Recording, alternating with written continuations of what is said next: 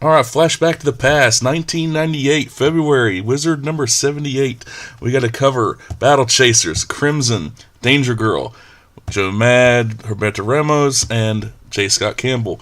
Now, I do not have the Chromium standee, unfortunately, but with this, in the 90s, they had an issue. People, quote unquote, had issues with the sexuality in comics. Well, ladies, don't worry. You get your beefcake shots right there. Yeah, that's pretty horrifying. So you're a teenage kid picking this up and it's like, ugh. But don't worry. You have Tomb Raider 2, back when she had breasts, because apparently that's an issue now. Heroine cannot have big breasts, which, okay, whatever. But then we have Youngblood, which is Steve Scrosi and Alan Moore, which I actually never read this. I kind of want to now. But this is an interesting thing. Okay, there was actually a Savage Dragon Superman crossover. Try doing that now with basically it's become Rule 34 Savage Dragon. But this is I found interesting. Marvel Event Consider Heroes Are Born type deal. Now, Event Comics is Joe Quesada and Jimmy Palmiotti's thing. So this was basically the prelude to Marvel Knights, which eventually became Joe Quesada's run at Marvel as the editor-in-chief and chief creative officer, whatever the hell he is now. This is interesting. I found this a little interesting. Bite this. It's like this little, how to talk to your comic creators using the internet. Now you just got Twitter. That was actually a good book, the Wildcats X-Men by Adam Hughes.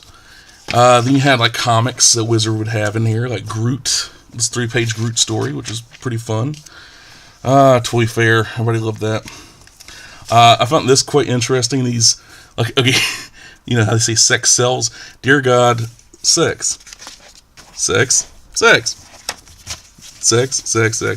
everywhere. Every book pretty much had it.